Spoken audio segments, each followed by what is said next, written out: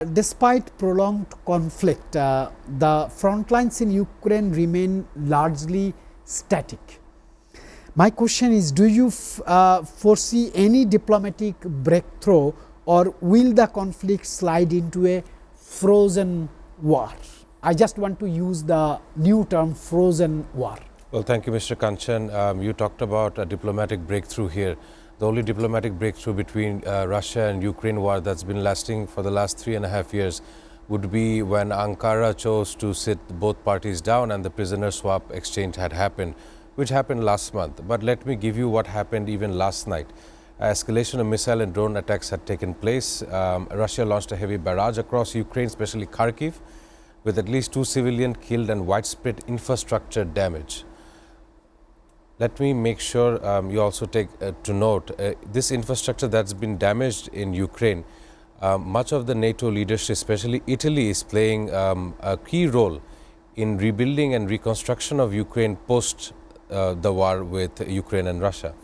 However, right now the term Donald Trump, as you know, he takes his liberty to give open-ended statements in front of the American media, which then we in Asia, we do pick out. Of course, Donald Trump is the one who will be now supplying arms to the NATO nations for them to be compelling Ukraine to fight this ongoing war. However, let me give you a breaking news from America.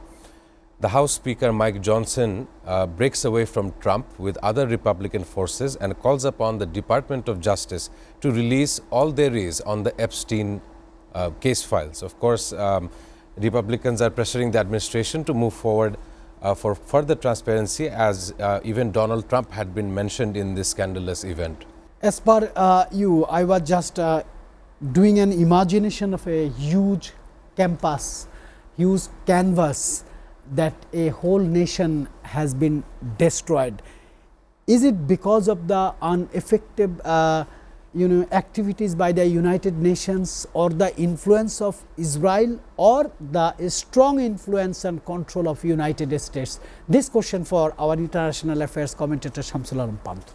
Well, let me give you what has happened over the last week. We see the Israeli Prime Minister Benjamin Netanyahu meeting officials in the White House, even while pro-Palestinian people were throwing protests in front of it. And not only so, 14 senators posed in front of the camera, yet said nothing when Palestinian American Saifullah Musallet was killed by Israeli settlers. And in the face of the media, they are not saying any kind of comment. Mind you that Mr. Saifullah was born in America, in Florida. And such a death has shown how much the US administration is silent. And let me also add on to the fact, the number of 58,000 casualties, even 2-3 weeks ago, it was at 54,000. This only comes to show how far this war has dragged on. It's actually very meaningless. The loss of life there is no meaning to this. There is no situation in where any country or any side can say this was a win. In addition, the Israeli Defense Force reports sharp rise in soldier suicides. This was, of course, according to France 24, which is a media outlet in France, and they have said that various soldiers are now resorting to suicide, even after those who have fought this war against innocent children and women in the Gaza Strip. Not only so, right now the situation remains very volatile. Yesterday I mentioned the Hague Group trying to convene an emergency meeting in Colombia to target or to address the issues of international warmongering and the escalation in the Gaza front. Iran's strategic axis or nexus or alignment with Russia and Syria is growing stronger. My question is, how does this alter the balance of power in the Middle East? We've had the 12-day war between Iran and Israel, and from what we understand is Iran is now has a catalyst to create nuclear weapons, even if they did not have nuclear weapons according to the DGI of American intelligence. There wasn't any, but now I believe so that Iran would be better faced if they had a deterrence weapon or a weapon of deterrence, especially nuclear weapons. However, in a breaking news, we also see today that Iran seizes foreign tanker in the Gulf of Oman for allegedly smuggling over 500,000 gallons of fuel, according to Iranian state media. We've also touched upon the Strait of Hormuz, which handles 20% of the world's fuel trade through that specific route, and Iran exercises their guardianship of that area.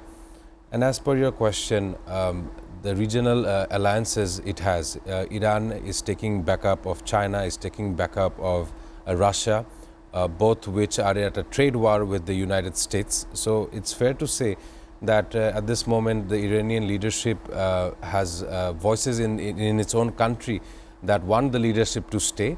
Of course, it is a revolutionary government there as well.